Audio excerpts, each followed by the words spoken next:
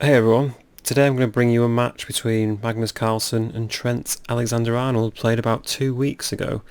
And Trent Alexander-Arnold is the Liverpool fullback who also played for England and was a semi-finalist at this year's FIFA World Cup. And this match between them was to promote Carlsen's World Championship match against Caruana. And here Carlsen is white and Trent is black, and Carlsen starts off with 1e4. Trent plays d6, Carlsen grabs the centre d4, and now knight f6 from Trent, attacking the pawn on e4, so this is standard, and Carlsen protects it with knight c3.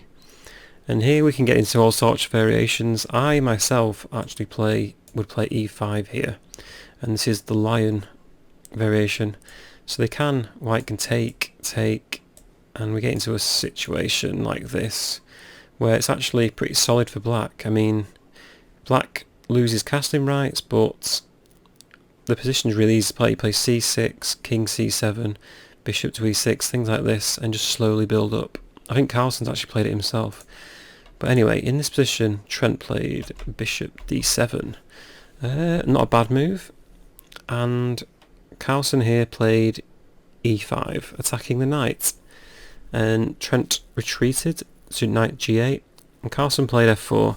And even here, like, this is still a decent position for black. So you play e6, and we have plans like playing g6, h5, knight h6, and knight to f5 at a later date, because white has taken up all the black squares, and that's a standard idea for this type of position. Trent played bishop to e6. A bit of a no-no, you shouldn't move your pieces twice in the opening, that's one of the unwritten rules anyway. So Carlsen, again, just developing, plays knight f3, g6, not a bad move as well, like we say, control the white squares here. But unfortunately d5 is now a big move for white, attacking the bishop on e6. And for some reason, he didn't move it. He played b6 here, and instantly black's probably got in a lost position.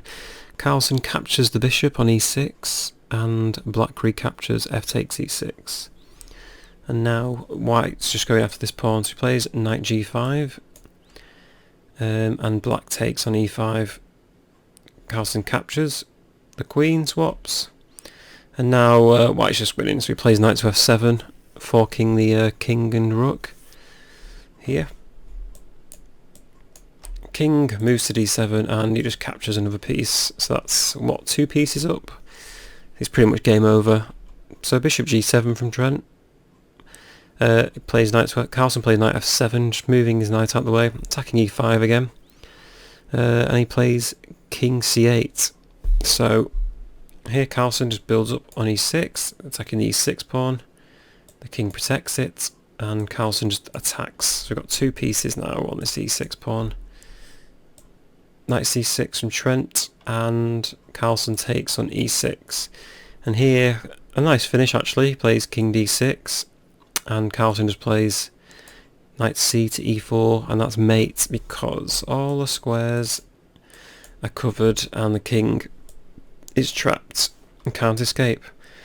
Could have carried on, maybe could have gone here, could have played king e8 or something, but again, knight b5, we can attack this pawn, threatening to fork it, and if the rook moves, it's just game over, knight c7 for instance, and king d8, and the game carries on, but probably not for long. Anyway, that was just another fun game, and I hope to bring you some more good content soon. See you later.